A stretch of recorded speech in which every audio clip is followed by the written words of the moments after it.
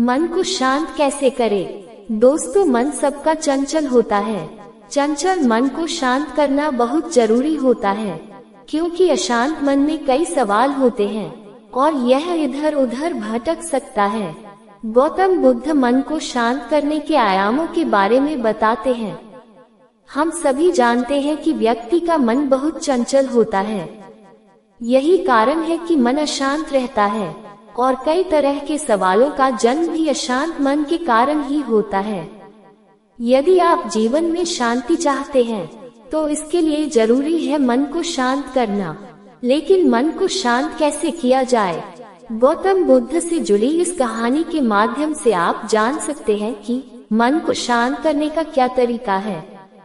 इसमें भगवान गौतम बुद्ध द्वारा मन को शांत करने के आयामों के बारे में बताया गया है। जानते हैं इस कहानी के बारे में, जिससे आपका जीवन बदल जाएगा।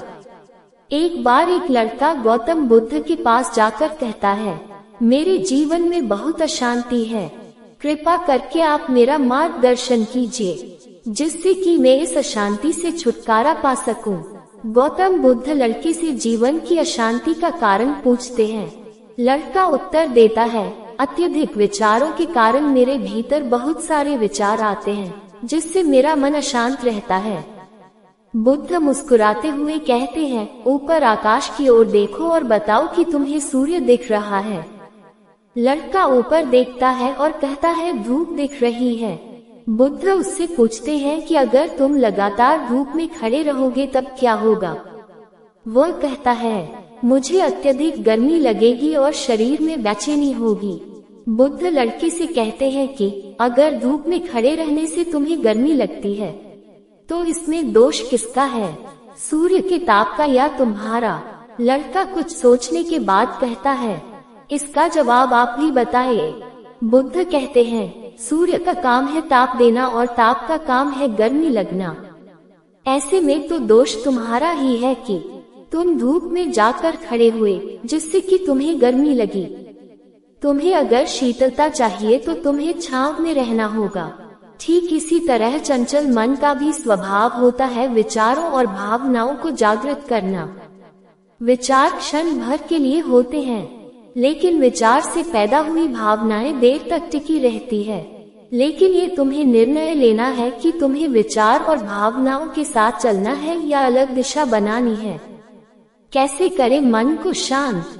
बुद्ध कहते हैं, मन को शांत करने के लिए तन के आयाम पर काम करना सबसे आसान तरीका है।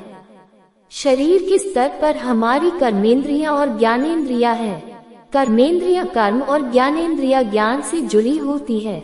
इससे हम अपनी संवेदनशीलता को बढ़ा सकते हैं, यानी हम जो भी काम करें उसे आनंद के साथ करें। मन के आयाम से हटकर तन के आयाम पर जाने से ही तुम्हारा चित्त शांत होगा। ऐसा करने से तुम मन के आयाम से हटकर शरीर के आयाम पर आ जाओगे। ठीक उसी तरह जैसे तुम धूप से हटकर छांव में आ सकते थे। मन के आयाम से हटने पर तुम्हारी जागरूकता तन पर आ जाएगी। जब तुम तन के आयाम पर काम करोगे तब तुम्हारा चित्त शांत होगा।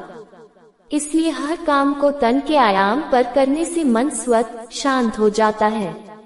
अपने मन के विचार और भावना को नहीं बल्कि सुर को सुनो। लड़का बुद्ध से कहता है, अपने भीतर के सुर को कैसे सुने?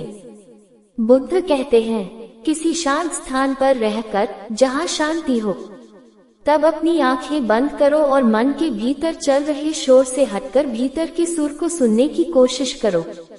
सुर निरंतर चलता रहता है, लेकिन बाहर के शोर के कारण तुम अपने मन के भीतर चल रहे सुर को नहीं सुन पाते हो। जब तुम अपने दोनों कानों को अपने हाथों से बंद कर दोगे, तभी मन के सुर को सुन पाओगे। इस तरह तुम मन की अशांति से दूर हो जाओगे और तुम्हारा मन शांत हो जाएगा। आशा करते हैं आपको कहानी पसंद आई होगी। कहानी पसंद आए तो वीडियो को लाइक, शेयर और चैनल को सब्सक्राइब करना ना भूलें। जय श्री राम।